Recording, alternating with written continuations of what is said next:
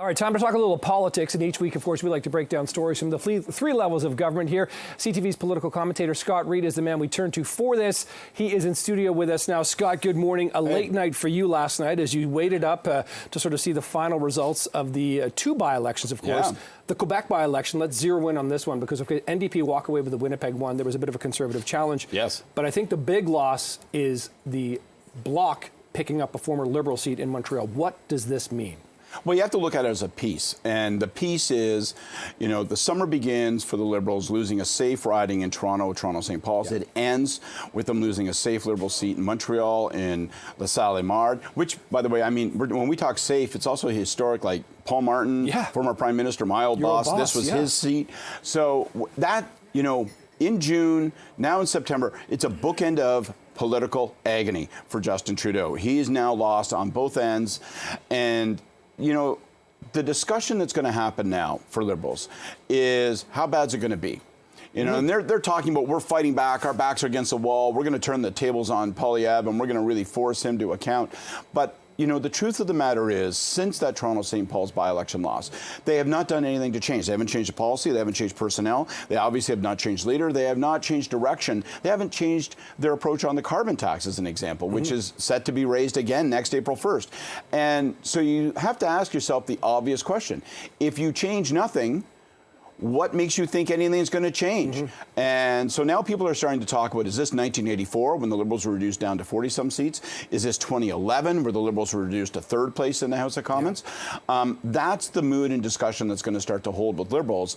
And frankly, they're going to have to play some cards because all this tough talk of we're down but we're not out, that gets you nowhere. These are hardcore results. They tell you where you are actually at. It sounds to me, you were echoing the definition of insanity as banging your head against the wall and thinking it's going to make, change every time you do this. I know I'm paraphrasing, but nevertheless, there have been caucus meetings, caucus retreats, cabinet retreats. Is no one sending the message to the Prime Minister that, hey, we're in trouble, or is he just not listening? What is your understanding of the situation at that level? Look, when you talk to Liberal members of Parliament or senior staffers, and they know, like, nobody's blind. They know the situation they're in. They just don't know what to do about it. And, so the latest tune has been, if you look at what the Prime Minister was doing last week at National Caucus and coming out of it, now with the resumption of Parliament, it's, we got our dukes up and we're going to fight our way out of this corner. And sure, it's tough, but you know what? Now we're the underdogs, and don't sleep on us. We can rally. Well, we'll have to see, but that's just talk, man. Like, that's just talk. So they have to think about what is it that they're doing wrong that's so badly disconnecting them from voters that it's allowing them to lose these safe seats. And if they don't change something, again, what is the reason to believe that anything's going to change? Yeah, okay. We'll be watching that very closely. Of course, Parliament just resuming yesterday in Ottawa. In the meantime, let's talk Ontario politics now, because coming up on Thursday, we've got a by-election, Bay of Quinte. Of course, Todd Smith leaving to go to the private sector. Polls suggest this one is neck and neck here. The Liberals looking all right here. So what about this riding? How important is this? Because Doug Ford's numbers have been pretty good lately. By-elections everywhere, man. By-elections. And everyone tells you in politics, pay no attention to by-elections. They don't really mean anything. But God, they're fun to talk about. Bay of Quinte, close to my home. That's where I grew up in Prince Edward County. And Todd Smith was a great guy and a great member of Parliament. It looks like a pitched battle down there. When I talk to folks back home, they're telling me that this thing's too close to call. I think the betting is starting to inch toward maybe the Liberals might pull this out. And what will it mean?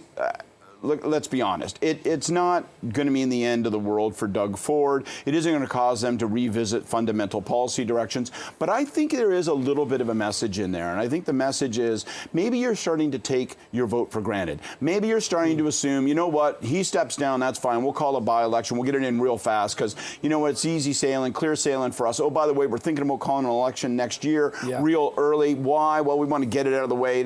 But what people start to hear is, oh, wait, you're making decisions for what's in your best political interest as Premier, not for what's in my best interest as a member of the public. If that takes root, and if this by-election is a hint of that, and if they should lose it, then that's something they have to actually consider, and they got to listen to it. Because I can tell you, I'm going to pull one out of the hat here, going back, to 1990, and David Peterson and the Liberals back then, also sort of thought, you know what, we can call an early election, we can do as we like, our vote's big, we're going to be okay, even if we lose a little. and the next thing you know, your ass is kicked. Yeah, exactly. Can we quickly talk about the Thursday Don Valley West, or the withdrawal, deadline's coming Thursday? This has kind of been simmering in the background. Where do things kind of stand here, kind of quickly? So I know I'm going deep here. A municipal by-election in a single ward, and we're not even talking about the date, we're talking about withdrawal. But that means that's the date when candidates withdraw. Right now, there's 3, 4, 5 people that might be considered sort of liberal or centrist who are looking at that riding. There's a little bit of move about with the powers that be. Anthony Furey ran for mayor, Sun columnist. He's competing for that. People think he wants to use that as a launching pad to run again for mayor. And some of those folks in the middle, former Premier Kathleen Wynne, some people throw John Tory's name around. They're all sort of talking about, well, maybe, you know what, maybe we need to convince some of these people to withdraw, clear the tracks, make it a one-on-one fight between somebody and Anthony Furey. Otherwise, he's going to win. So you can see how, behind the curtain, people are trying to, make certain that Anthony Furey doesn't have a shot at the mayor's race next time. Okay. It'll be interesting to see what happens. It's going to be fascinating. It always is. By-elections, as small as they may be to some, they can be a big deal. Scott, always appreciate the time. Thanks so much. Thank you, sir. All right, take care. See you. Have a good week.